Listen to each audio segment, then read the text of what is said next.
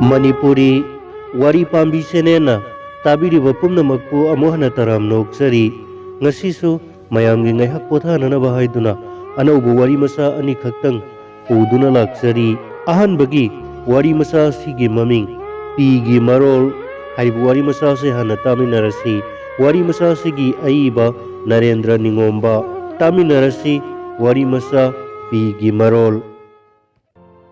itaw sathina nungaitaba ama lairene karino itaw masigi wari sidi thamoi sathina sokpa warini aina handi pi tarai amukta kaptaba nangna namitagi na pi taraba taibo itaw ai tasengna kapibo kari warino amukta liudana lirake itaw itaw nang susoidana na thamoi sokani aigi itaw budana wari linaba mangda lairiba sado amuktang gar thakchilaga lirai aikhoi leikaida ibosau kauba driver ama lei Imphal Dimapur Guwahati senba truck thaubani magi mama mapa amata leikidre lairiksu BA faudi tamkhibani yamna phana haukhibani maraibak thibadagi sufam nompham amata khangdaduna leirambadagi ahal amana pusinduna handle mail oikhibani mamaida driver ka khibani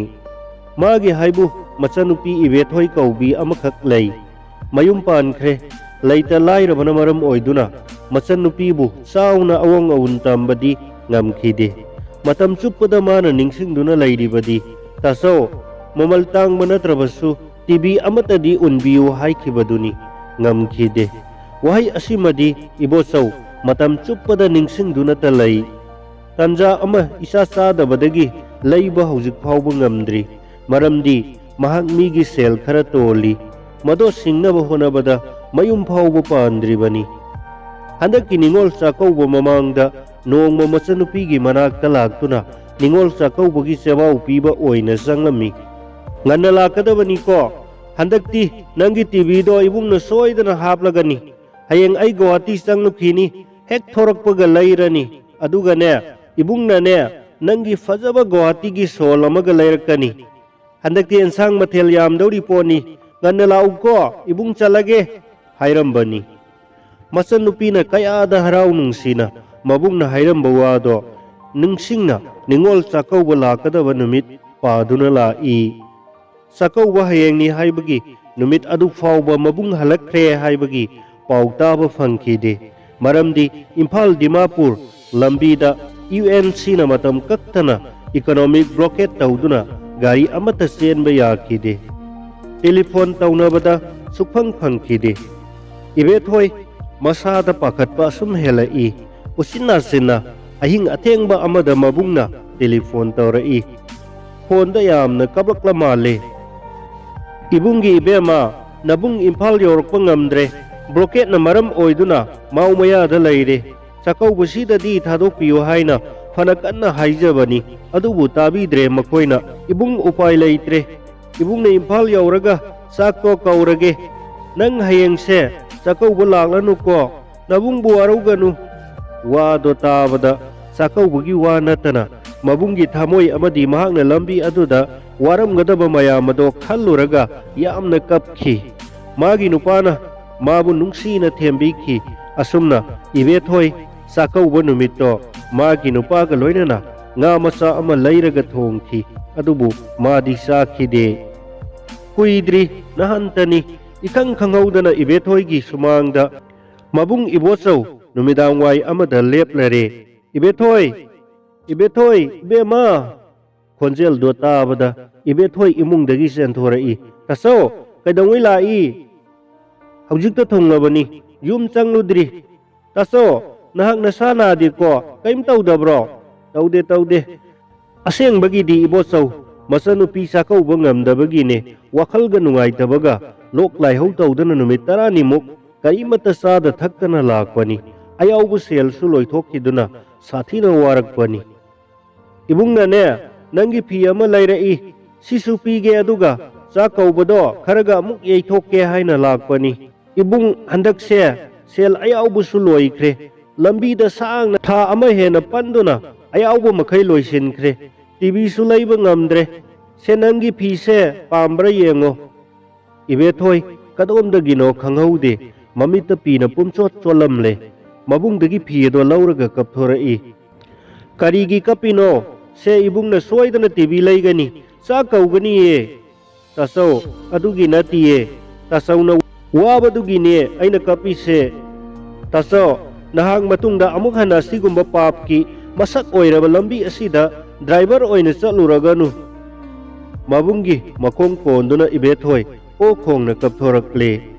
इबो चौसु खांबा ngamdaba P खरा मसनगी मकोकता ओ pope तारखी इबुंगी इबेमा इबुंगने चलिबसे आई खक्ता हिंगनबगी नते याम खरबा Manipur Imangi मसा पुम्नमकना साना थकननबा असा अथकसिंग वाना होलुरिबनी इबुंगी से कथोकपनी मियामगी दमक्तनी आइने चलिबसे थबक्तुदी स्वाइदा अफंगबा मसुबसु याय पोत होलगा सेन तानबसु याय अदुबुने लंबी सिदा खुदोंग थीबा नंगी वाय हाइदुना ड्राइवर कनामतना गाड़ी थौद्रबदी असुक याम खरबा मियाम असिदी करी चादुना हिंगनी इबेथोय मबुंगबु हंगतना येंगलगा तपना हुगलई मबुंगबु मुन्ना येंगलगा सिंथरकलिबा पीना मरोल लोलई सिदगी हेना चावबा कथोकपा करी लैरिबगे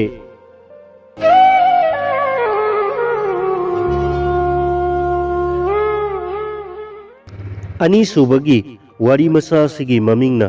आई सरेंग साजनिंगदे हारिबो वारी मसासिनी वारी मसासिगी अईबना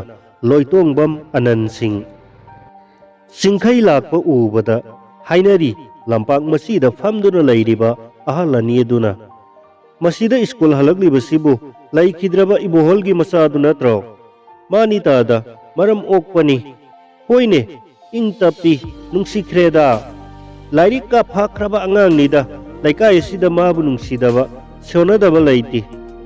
अहल अनि अदो वारी साना होई इंग तप सिंखैगे वंगांग संगांग काइदबा मतौ अदुदा लैकाय अदुदा सिंथानै हाइनै मसा वारक वातेम तौबदा सिंखैगे मतौ तमजौने मीगिदी मपा याउदना योकपा मसानी ममाना वा अमा हाइबदा हिक्तोक्ते सिंखै तपना चंगलक्तुना फमथै वारदुना मखोइगी मल्लबा खांगकोक संग अदुदा अदुगा कौरई इमा आई हलकले कना अमत खुमलक्ते मतोमत खंजै इहे काउइने इमा कैथेल कुमलक्त्रीने हुक हौगतुना स्कूल ड्रेस अदो होंदोक्लुदुना चफु अदो पाइदुना चाक याउब्रा येंगलम्मी अमत याउरमद्रबदा चफु अदो तपना थमलमदुना इसिंग ग्लास अमा थक्चदुना वाखल अमुक तौरई ममागी करी थबक तौबीसिगे हाइना युमगी थबक एंखांग खरा तौसिल्ली मदो लोइरगा सिंखै स्कूल तांगलक्पा परासिंग अदो पुनिंग चंगना पादुना मांगोल मसीदा ममाबु गाइरम्मी ममा हलक्तुना मसाना लाइरिक पादुना लेरंबा उबदा हराउरदुना इबुंगो इमा हलकले पोटसे अमुक्ता ओकलो लाव कैगिनो इमा ngasi थेंगलक्लिबिसिबो पोटसे लोइना योनगेना तौबनी अदुबुने पुलिसनेना कोइताल हेक्ताली कैथेल सिसु मेनमान ता पोट नते कानदे इसा चाक लामलमनी इमा चाक थोंबिगे लाओ इमागी नाकता लाइरिक पोराओ इमा तागी को असुमना ममाना मसाना लाइरिक पाबा खुदिंग अदुम येंगसिनबी फना वारबसु अदुम सेनै लाइरदुना पत्तटना सराना मत सारबसु सिंखै महैदा पुंगिंग चंगबनिना ओजासिंगना माबु लूना तौई परीक्षा अयाम्बा अंगांग ओइरिङैदगी मकोकता तादुना लाई असुमना असुम हौखिबना सिंखै SSLC एग्जाम हाइदोकपगी हराउरदुना सेलाई इमा इमा कदाइदा लैगे इकाउ काउरबा हाइबदुनी हराउ मनखिबदुना ममादी कैथेल हलक्त्री निंगसिंगलक्तुना मांगोलदा फमदुना ममा ngaiduna लैरिङैदा ममाना तपना थोंगालदा नुंगाइतबा माइथोंगा लोइना चंगलाई ममागी मतवदो उबदा सिंखैना मागी नुंगाइरबा पावदो काउरदुना कैदौरगे इमा इबुंगो ngasiदी कैथेल इरांग थोक्तुना कर्फ्यू थमे हाइदुना हलैबसिनी ngasiदी पोट अमता योलक्त्रे करिगिने हाइगे इरांग दुबो लमदा मसिगी इरांग लेप लैते इबुंगो ममागी मतवदुदा पुंकाउ काउथोक्लुरबा मागी परीक्षा हाइदोरकपगी पावदो तपना हाइरई इमा अखोइगी परीक्षा हाइदोक्ले आई 15 सुबा तारे हा इसाबो इमा कोनगे लाव इसागी असुक नुंगाइरब नुमित असिदा मसाबु चरा हेलनब तारे खंदुना मथानुंगदा चेजेट कोंदुना कपचै नोंगमतसु मिंगोंदगी नीदुना चाबा हाइनरक्त्रिबा ममा मसानी नुंगाइरब नुमित अदुमदी ममा मसा माइरेल फुत्तुना लेनखी हाइसु हाइबनी लमदम असिदा थोकलिबा बन ब्लॉकेट कया सिना पीरिबा सैथेंगदी मरु ओइना लाइरबसिंगी सखाउदना हेटपीबनी असुमना महैना ममुन फारब कांदा उपालदुबु नुंसीबा पोकपगुम नोंगमता करी सारी करी थकली हंगक्त्रबा मखोइना सिंखैगी मंगाल खर उबा फंगबदा मतेंग कया पांगबा होरक्खी मियामना अमदि असवसांग कयाना मतेंग कया तौबिरक्खी मतम खरा हौखिबना चरा अनि सुरा चाबा फंगक्त्रबा सिंखै मागी होनबा कनबा लमचत साजत फजबा अदुना ग्रेजुएशन लोइसिंदुना UPSC की एग्जाम थानबा सेम सारक्खी मागी लाइरिक फबा नुंसीबा चमजबा मतौ अदुना ओजासिंगना माबु मतेंग कया तौबिरम्मी कन्ना होनदुना UPSC दा IAS फंगदुना लाइरबा हाइबा ममा मचाना कुइना लोइनदुना लाक्लबा मल्लबा खंगपोक संगदुगा लोइनना चटखी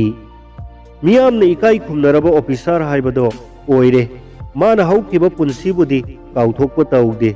मीसिंगबु इकाई खुमनना अदुमक चटली नोंगमा माना ऑफिस लाकपदा मागी गारीदगी कापथोरकपा इसिंगना स्कूल कारकपा अंगांग अमा चोलमी मदुदा महांगना गारी खामहंदुना अंगांग अदुदा इबुंगो सावबा यादेको खरा थुना लाकपदगी सोइख्रा माले असुमना माना अंगांग ओइरिङैदा थेंगनरक्खिबा अवाबा नुंगाइतबा मयाम अदो निंगसिंगलक्तुना अंगांग अदुबु माना वारौदननबा बाजारदा पुदुना अंगांग अदुगी ड्रेस लैबिरम्मी असुमना पुक्सेल चावरबा सिंखैना ख्वाइदगी सावबा हाइनबा यादबा मतांग अमा हाइरगदी करप्शन हाइबसिनी अदुमक्तना मयुम मैकै सांसद अमदा लैजरिबनी कना कनागुम्बा ओइरबदी मयुम मैकै फजना वांगना वांखलमलगनी मदो सिंखैदी पामजदे यामना चंबा पुंसी महिंगदा हिंगबा पामजै माना ममाबु नुंसीजबगुम मागी पोंगनाफम लमदम असिबुसु नुंसीजै अदुना लमदम असिगी फानबा खरदी तौनिंगबा पोक्तुना लाखिबनी अदुना लमदम असिदा तुंगी मिरोलगी मांग ताकनिंगाई ओइरबा थबक अमता तौबा महांगना पामदे ममाबु चेतना निंगजबना महाकी लाइनिंग ओइरमी महांगना ममादा हंगजरमी इमा आई लमदम असिगी करिनो खरा तौबा पामी तौगदबनी नंगी पोंगनाफम नुंसीदबा मी अदुदी हिंगलिबा पुंसी अदो मतिक चादे नंगबु करी तौगे हाइबनो हायुने इमादा सुमीमा आई लमदम असिगी मराइबक थीरबा अंगांगसिंगी होम अमा लिंखलगे खल्ली इमागी वाखल करी लैबगे इमागी करी वाखल लैबगे इमागीदी इसाना तौबा लोइना यारे इसागी पुक्सेल इमाना खंगी अदुदीने नरैबाक नरमदमगी याइफनबा तौबदा सोक्थबा लैरोइदबनी अहल लमन मसक खंगना चटकदबनी होय इमा आई इनजगे खरा लैरगा चिल्ड्रेन होम अमा लिंगदुना अवाला पा येंगदुना अंगांगसिंग अदुबु लूना तौदुना अमदी लोइनदुना लैरम्मी अदुगा मागी थबकसु नंगनबा कन्ना होनरम्मी नोंगमा सिंखैना ऑफिस चत्रिङैदा अहल अनि सिंखैगी युमदा वानोंबा लाक्लम्मी ngayhak wari sanaraba matungda sar amukta yanaba tawbiyu masina sargi awamanni ahal anidugi maraktagi amana table mathakta mayom asauba amaga sareng asauba amaga lansilai singkhaina masida di tawbiganu aina ahal anibu ikaiba pi haina sukhanbinu aidi asigumba thabakse pamjade ahalgi mamal yamlaba potse amukta paisinbiyu aihak corruption tawjade इसम समना हिंगबा पामजै अखोई पुन्ना लमदम से अमुक्तदी कन्वीनरसी मसी हाय हाय दुना आई बुवारू बिगनु आई सरेंग साजनिंग दे